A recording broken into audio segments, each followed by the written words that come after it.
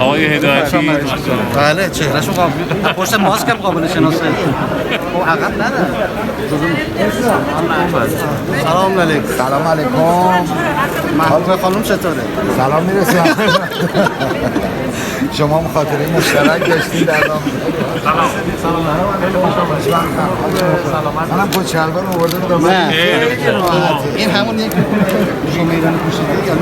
نه اونو دارم بالاست اونو بعد چند تا আমাদের খালি লাগবে হ্যাঁ স্যার খালি আছে প্লিজ স্যার ওই ইয়া জার্নালিস্টদের এখন একটু পরে জার্নালিস্টদের একটু পরে জার্নালিস্টদের একটু পরে জার্নালিস্টদের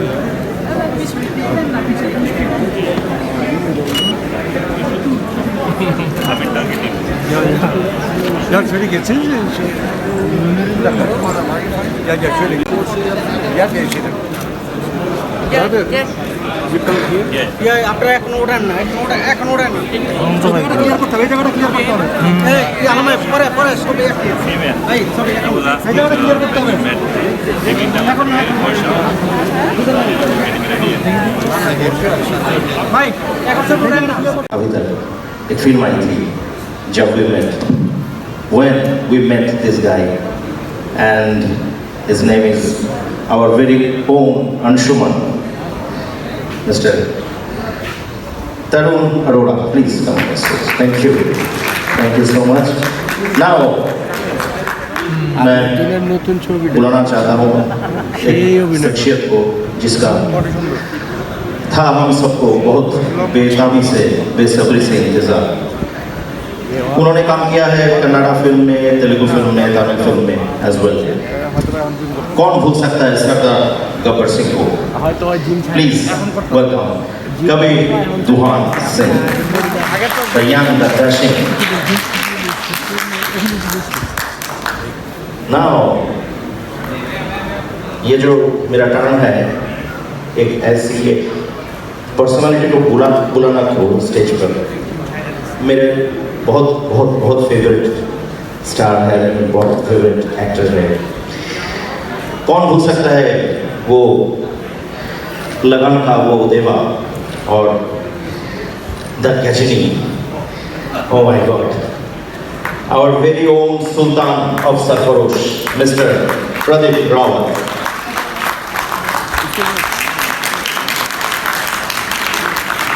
Last but not the least, the star film director of Telugu, Mr. Upendra Madhav, please come on stage.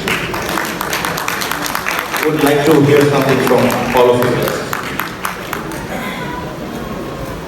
First of all, I am full of gratitude to be here.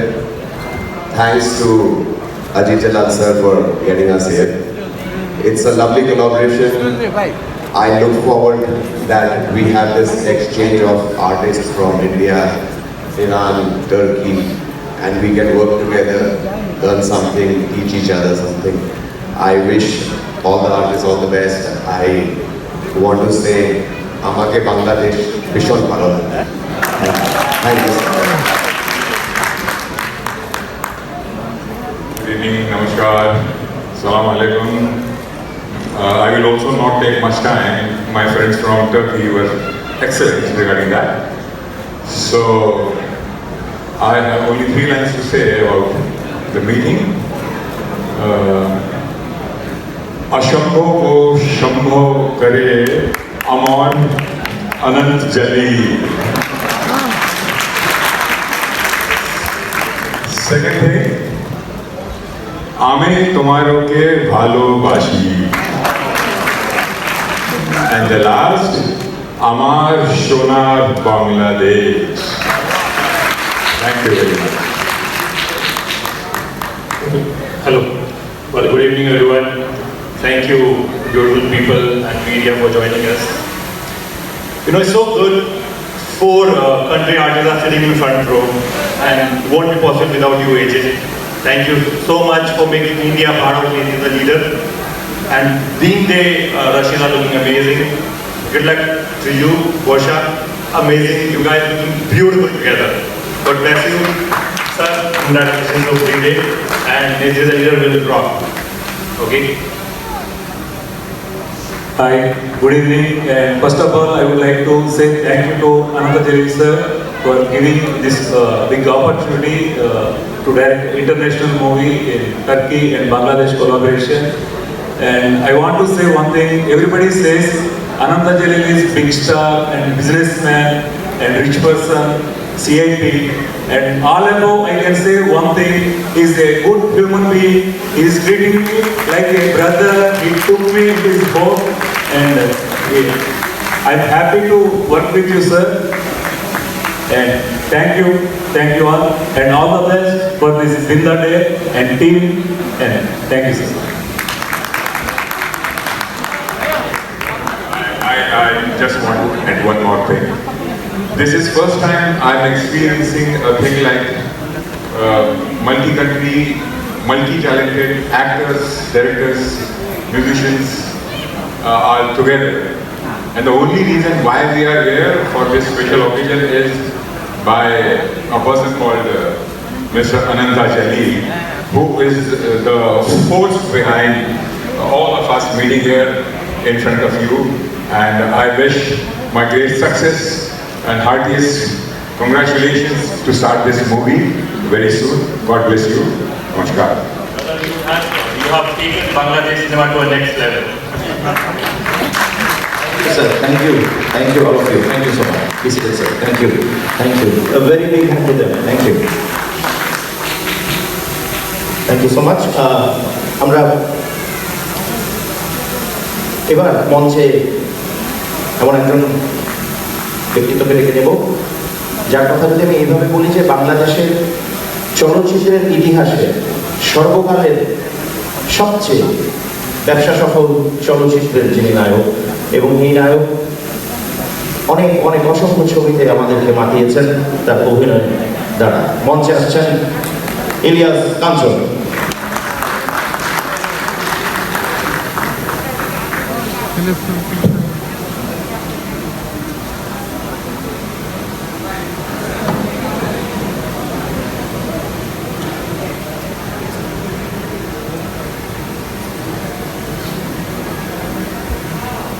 Ladies and gentlemen, all the foreign artists, director Zinda Day, Murtaza Akish from Jamja, and Khadija, director Upendra Madhav, and ambassador, Iranian ambassador, and distinguished guest, and journalist, all media journalists, and thanks যে আজকের এই আয়োজন আমাদের অনন্ত জলিল, যার কারণে আজকে আমরা এখানে উপস্থিত হয়েছি। আমি সকলকে ধন্যবাদ জানাচ্ছি। আসলে অনেক সময় পার হয়ে গেছে এবং আমরা বলে ফিল করছি একটু খালি, সো কথা বেশি বাড়াতে আমি চাই না।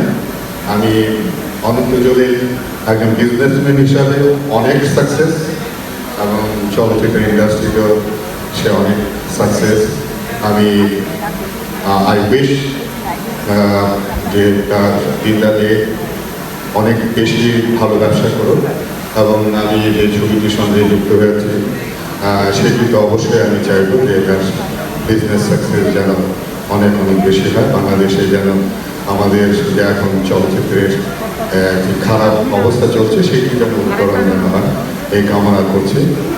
আবারও আমার তরফ থেকে আপনাদেরকে ধন্যবাদ জানাচ্ছি এবং আপনাদের সকলের শুভকামনা চাচ্ছি অনন্ত জলিল এবং আমাদের এই চলচ্চিত্রের জন্য, যেন আমরা এই করোনাকালীন সময়ে আমরা যেন এই ছবির শুটিং যেন ঠিক মতো করতে পারি, যেন করোনায় আক্রান্ত না হই।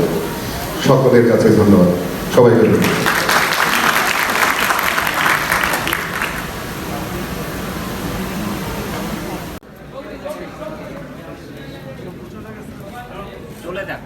যাদের ভাগ্য খারাপ হয়ে যাবে।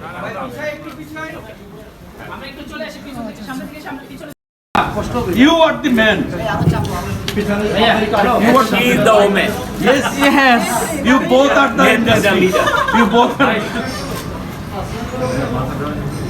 আমাদের দুর্ভাগ্য অনুষ্ঠানটি একটু দেরিতে স্টার্ট হওয়াতে নেতৃত্ব লিডারে আমরা অনেক সুন্দর সুন্দর কাজ দেখাতে পারি এবং বিয়েতেও মানে বিদ্যাতেও কিন্তু সময়ের অভাবে হয়নি। সাইড দিয়ে দাও তাড়াতাড়ি সাইডে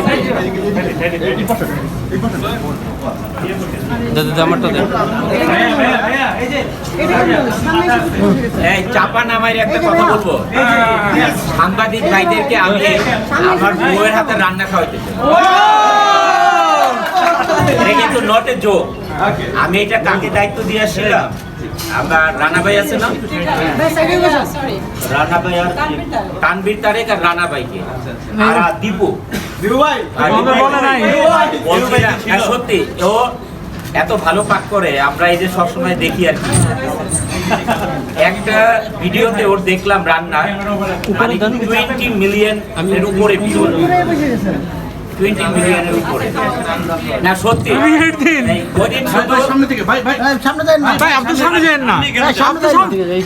ভাই ওদিকে কোনো নিউজ না, খালি খাবার। কবে করবেন আজকে বলেন, শুটিং এর আগে মানে এই ধরেন এনি স্যাটারডেতে আপনার ধরেন যদি তাড়াতাড়ি করি তাহলে ধরেন 5 তারিখ 6 তারিখে রাখুন। ওকে এটা করেন। আমরা এই যে 5 স্টারে খাইতে চাই না, হ্যাঁ 5 স্টারে খাইতে চাই না, ইয়েতে একদম ম্যাডামের রান্না করা। ওকে ঠিক আছে ওকে রান্না করা 5 স্টার না, রিয়েল বাঙালি রান্না করা। এখানকে আজকে আমরা অতিষ্ঠ। তাহলে এই শনিবার মানে আজকে কি বার? আজকে শনিবার। নেক্সট শনিবারে কনফার্ম। এই সবাই আসবেন। কোথায় দরকার নাই কিন্তু লোকেশন কোথায়? হ্যাঁ লোকেশনটা আমাদের বাড়ির ছাদে মোহাম্মদপুরে। ওকে ওকে সেকটিতে তো দূরে হয়ে যাবে, অনেকের গাড়ি টাড়ি সমস্যা। না ঠিক আছে, মোহাম্মদপুর বেস্ট। শনিবারে সন্ধ্যার পর হলে টাইম বেশি। হ্যাঁ আমি তো গিয়ে আসছি বাসায়। ইকবাল রোডেরটাই তো এই যে ক্যামেরাওয়ালারা কথা বলে না। রেডি? না আচ্ছা তাইলে আমরা 100 জনের আয়োজন করব না 70-80 জনের আয়োজন করবো, এটা লিস্ট কে দিবে? এই দীপু ভাই আপনি কয়েকজন এই যে যত জনের আয়োজন করব এটার ভিতরে ধরেন 70-80 জনের আয়োজন থাকলো, ম্যাডামের হাতের খাবার গ্যারান্টি 2-3টা আইটেম। আমার রিভিউ হ্যাঁ রিপোর্ট দরকার নাই, রিভিউ ওকে আপনার একটা দেখলাম যে সাংবাদিক ভাইদেরকে নিয়ে খালি আমাদের স্বার্থের জন্যই ডাকা হয়, ভাই এটা প্রচার করেন ওইটা প্রচার করেন, মানে আসলে সত্যিকারে গেট টুগেদার উইথ সাংবাদিক। হ্যাঁ ঠিক আছে, এই আওয়াজ দিতে হবে, ঠিক আছে ওকে। তাইলে শনিবার দুপুর না সন্ধ্যায়? শনিবার সন্ধ্যার পর হইলে টাইমটা হ্যাঁ ডিনার। তাহলে ডিনার আমরা যদি সন্ধ্যার পরে হয় 8টার সময় ডিনার। ওকে তাহলে দিব দায়িত্বটা নিও। না তুমি এই যে সব সিনিয়র সব একসাথে বৈশা ওই রানা সহ দীপি ভাই এই যে তানবীর আছে ইনে আছে সবাই সিনিয়র ভাই আছে, সবার সাথে বসে শনিবারে সোজা কথা যত মানুষ বেশি হবে তত মজা হবে। হ্যাঁ ওকে বেশি হইতে হবে। ওকে ব্রাদার না পরিবার what I invite them my wife will be cooking on last Saturday. No. Next Saturday. I invite our journalist brothers and sisters. Super. Yeah? Okay, এবার আমরা শুরু করি কাজের কথা। অনন্ত ভাই এই ছবির বাজেট কি? একটা 4 দেশের ছবি, এটা বিশাল ক্যানভাসে বিশাল। আচ্ছা এই যে ইরানি ওকে জিজ্ঞেস করে, আমি তো অনেকবার বলছি ও বেটা আপনি তো বাংলায় তো না, ইরানি যে আছে ওর সাথে তো ইয়ে থাকবে ডাবিং, তবু আপনি আমি এখানে সব অভিজ্ঞ সাংবাদিক ভাইদেরকে জিজ্ঞেস করি, আপনারা যে ট্রেলার দেখলেন এটার বাজেট আপনারা তো হলিউডের বলিউডের বড় বড় ছবি দেখে অভ্যস্ত, এটার বাজেট কি? 100 crore ওভার। এটার budget more than $12 million. in the day. Yeah, it's looking fab. Totally action film. Yeah, $12 million এর উপর। এটা ওই ইরানি ওকে জিজ্ঞেস করলো, ওকে জিজ্ঞেস করলো। আর বাংলাদেশ অংশের বাংলাদেশের অংশে আমি শুধু বাংলাদেশি শুটিং 12 মিলিয়ন মিনস হচ্ছে 1 কোটি 20 লাখ টাকা। 120 কোটি। আমাকে এটার হিসাবটা দিছে ও এইবার ঢাকাতে এসে, মানে ও টোটাল হিসাব করে আমাকে বললো, তখন আমরা 85 করে ডলার হিসাব করে দেখলাম যে এটা $12 মিলিয়ন উপর। আপনারা তো ছবির ট্রেইলার দেখেই বুঝতে পারছেন, গানগুলো একটা গান করতে আপনার কত দেশে যাইতে হয়েছে দেখেন, আপনার ইস্পাহান, তেহরান, তারপরে সিরাজনগরী, মানে এক যা, তারপরে তার্কিতে গেলে ইস্তাম্বুল, প্লেন থেকে নামলেন সরাসরি ইস্তাম্বুল, সে ওইখান থেকে আবার সে সিরাজনগরী হচ্ছে হলো আপনার অনেক মানে এইটা মানে এই ইরানি ভদ্রলোক আমাদেরকে এত খাটাচ্ছে। মানে 4টা দেশ কেন, কি গল্পের কারণে? গল্পের কারণে আসলে গল্পটা বেছে নেওয়া হয়েছে হচ্ছে আপনার বাংলাদেশ থেকে। আমাদের যে মুর্তুজা জামজাম খানদানি ভাবে they are very good for the film industry, মানে ওনাদের বংশ ধরে অনেকেই ফিল্ম করতে। এই কারণে বাংলাদেশে যখন রোহিঙ্গা আসে, ও প্রথম ব্যক্তি দেশে ডকুমেন্টারি করে নিয়ে যায়, বাংলাদেশ থেকে ডকুমেন্টারি করে নিয়ে যায়, এবং ও 6-7টা অ্যাওয়ার্ড পাই ডকুমেন্টারিতে রোহিঙ্গাদের উপর। ওই যে কালচারাল কনসুলার যে আছে বললো না, যে এটার ব্রিজটা আসলে উনি তৈরি করেছেন, মানে এটা ওনার জীবনের একটা সাকসেস। উনি 30 ইয়ার্স কাজ করছে ইন্ডিয়া, বাংলাদেশ, পাকিস্তান, আফগানিস্তান, বিভিন্ন সাবকন্টিনেন্টে, এই এশিয়াতে, বাট কখন উনি সাকসেস হতে পারে না, কারণ ইরান অনেক রেস্ট্রিক্টেড। আপনার ইরান সব সাংবাদিক ভাইরা আমার চেয়ে বেশি জানে, দেখুন 40 বছরে আপনারা শুনবেন না যে একটা মেয়ে কখনো অপমানিত হয়েছে, কিন্তু একটা মেয়ে আমি দেখছি একটা নিউজ, ওই যে হিজাব পরে নাই দেখে, হিজাব মানে মিডল ইস্টে অন্য জায়গায় যেমন একদম মাথা টাথা টাইট করে বেঁধে রাখে, ওই হিজাব না, ওরা জাস্ট এরকম ওড়নাটা দিয়ে রাখে, ফ্যাশন। আর ওদের মিডিয়াতে আপনি ওই যে ম্যাডাম যেভাবে একদম টাইট টুইট করে বাঁধছে, ওদের মিডিয়াতে মেয়েরা তুল দেখাতে পারবে না, বাট শপিং সেন্টার বলে না, রাস্তা বলেন, এভেলেবেল ওরা চলবে, জাস্ট এরকম ওড়নাটা, দে আর ভেরি মডার্ন। যাই হোক, বাজেট নিয়ে আজকে মুর্তুজা সাহেবকে জিজ্ঞেস করেন, ওর কাছ থেকে একটু জানা দরকার। আমি তো জেনে নিলাম স্যার 120 কোটি টাকার, হ্যাঁ, মানে ওনার কাছেও জিজ্ঞেস করেন, নিজেদেরকে একটু টাকা দরকার। তাহলে আমরা কি বলতে পারি যে এটা বাংলাদেশের ইতিহাসে সবচেয়ে বিগ বাজেটের ছবি? আসলে কোনোটাই ইতিহাস হয় না, মানে এটা এখনকার ইতিহাস বলতে পারেন, যদি আগামীর চেয়ে বড় হয়, আমি না হোক অন্য কেউ করবে। তবে আমাদের এই পর্যন্ত আপনারা অভিজ্ঞ মানুষ, আমাদের বেশি অভিজ্ঞ এই লাইনে, আপনারা এতদিন যা দেখে আসছেন আর এখন এটার সাথে কম্পেয়ার করলে এমনিতেই তো বোঝা যায় যে এটাতে সামথিং। এটা থেকে কি ইন্টারন্যাশনাল কোনো অ্যাওয়ার্ড প্রত্যাশা করতে? আপনার ইন্টারন্যাশনাল অ্যাওয়ার্ড আসলে এই ধরনের অ্যাকশন মুভিতে পাওয়া যায়, যেমন ইরানে ফেস্টিভ্যালে যখন মুভি যায়, কানে বা অস্কারে, ওদের ওইখানে মুভি জমা করে, আমাকে বললো আর কি আমাদের ডিরেক্টর, যে 1000-এর উপরে হচ্ছে মুভি জমা করে, 1000-এর উপরে মুভি জমা করে অস্কারে দেওয়ার জন্য বা কানে দেওয়ার জন্য। এইটার জন্য ওরা মুভি বানায়, অস্কারে যাবে এই মুভি, কানে যাবে, এরকম মুভি বানায়। তো এইসব মুভি তো আসলে কমার্শিয়াল না, কিন্তু গানে কিন্তু একটা নিয়ম আছে যে বিভিন্ন দেশ থেকে প্রডিউসারদেরকে নিয়ে যায় বা গল্প নিয়ে যায়, তো আপনি যেহেতু 4টা দেশের সমন্বয় করলেন, গানের ছবি প্রদর্শন হয় 3 ভাবে, একটা হচ্ছে আর্ট ফিল্ম, আরেকটা হচ্ছে এরকম কমার্শিয়াল ফিল্ম, এই কমার্শিয়াল, তারপর রোমান্টিক ড্রামা ফিল্ম, এগুলি কানেতে প্রদর্শনী হয়, কানে ছবি নেয়। বাট অস্কার পাওয়ার ছবি কিন্তু এটা, মানে আমি যদি এখন বলি আশা করি যেটাতে আমরা বড় অ্যাওয়ার্ড পাবো, আসলে এই ধরনের কমার্শিয়াল অ্যাকশন মুভিতে বাইরের দেশে দেখেন, ইসলাম ডগ মিলিনিয়ার যখন রিলিজ হলো ইয়েতে, ভারতে, মানুষ হলেই যায়। আপনি যখন এই সিনেমাটার গল্প সিলেক্ট করেন, তখন জিনিসটা চিন্তা করেন বাংলাদেশের প্রেক্ষাপটে কেন এটা দরকার? আমি আসলে আমাদের যে প্রবাসী বাংলাদেশি ভাইয়ের বোনেরা যারা নাকি ইয়েতে কাজ করে, মানে বিদেশে কাজ করে, গল্পটা কিন্তু এটা, মানে তারা যে বিভিন্ন যে সমস্যার সম্মুখীন হয়, কিডন্যাপ হয়, বিভিন্ন ধরনের অত্যাচারিত হয়, এইগুলো নিয়ে হচ্ছে গল্পটাকে। এই গল্পটা যায় তুর্কিতে, বাংলাদেশ থেকে, টার্কি থেকে যায় হচ্ছে আফগানিস্তানে, আফগানিস্তান থেকে যায় হচ্ছে গল্পটা হচ্ছে ইরান, এইভাবে করে গল্পটা যায়। গল্পটা থিমটা হচ্ছে বাংলাদেশের। কিন্তু দিন আর ডেট এটা কেন? এটা তো মনে হয় যে একটা ইসলামিক কোনো জাস্ট আমরা প্রাথমিকভাবে যেটা মনে হয় আমরা গল্পটা জানি যে ইসলামিক কোনো থিম নিয়ে করা হচ্ছে কিনা। না, কারণ ওটার দিন বানানটাই আলাদা। আমরা তো দেখছি দয়রশ্মি দন্তান্ন দিন, দিন মানে দিন। এই কারণে আমি ছবিতে ওই প্রথম অনেকেই কোশ্চেন করতে ছিল এবং ফেসবুকে বা বিভিন্ন নিউজ হচ্ছিল যে এটা কি দিন ইসলাম নিয়ে ছবি কিনা। আমি তখন ইসলাম ক্লিন করে দিই। এই কারণেই বলা হয়েছে দিন তার ডে, মানে ডে মিথ্যে। তো এই গল্পটা হচ্ছে এই যে আমাদের জীবনের যে দিনগুলো আছে, এই দিনগুলোর যে ঘটনাগুলো আছে, এই ঘটনাগুলো নিয়ে আপনি বলেছেন যে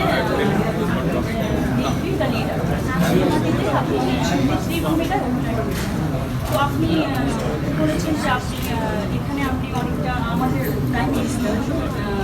তাকে উনি আমাদের অনুপম। আপনি ওনার থেকেও হচ্ছে আপনি যখন চরিত্র পরিপ্রেরণ করেন ওনার থেকেও কিছু ইনফ্লুয়েন্স নিয়েছেন বা ইনফ্লুয়েন্স করেছেন। তো সেক্ষেত্রে আমি বলতে চাচ্ছি যে আমাদের টাইমিংসকারী কোন গুণগুলা বা কোন ভাইবটা আপনি আপনার এই চরিত্রটা কাজে লাগিয়েছেন বা কোন গুণটা ভালো লাগে ওনার যে অনেকগুলো গুণ আছে বা কাউকে ভালো লাগলে তার সব কিছুই ভালো লাগে। আর উনি হচ্ছেন আমাদের বাংলাদেশের আমাদের দেশের প্রধানমন্ত্রী, যার হাত ধরে বাংলাদেশ দ্রুত এগিয়ে যাচ্ছে। স্বাভাবিকভাবেই মানে তার সব কিছুই আমার ভালো লাগে। আমি বিশেষভাবে আমি তার অনেক ভালো লাগে, যদিও কখনো সামনাসামনি কখনো হয়নি, দেখা হয়নি, বাট আমি বিভিন্ন অনুষ্ঠানে দেখেছি সব কিছুই মানে আই লাইক হার এভরিথিং। ছবিটাতে আপনাদের কি ধারণা কতদিন রাখতে পারে কেন? কোনটা যে ছবিটা মানে না নেতৃত্ব কথা হচ্ছে একটা হচ্ছে নেত্রীটা হচ্ছে শুরু করবে আর দিনটা ডে হচ্ছে অলরেডি কমপ্লিট রিলিজ। তো নেত্রী গল্পটা অলরেডি মনে হয় যে লেখা শুরু হয়েছে, গল্পটা কি লেখা শুরু হয়েছে? কোনটা নেত্রী? গল্পটা শুরু না, গল্পটা শেষ হয়ে গেছে। আচ্ছা, কমপ্লিট আছে, প্রি প্রোডাকশন রেডি করা। নেত্রী দা লিডারের ডিরেক্টর, ওয়ার দ্য ডিরেক্টর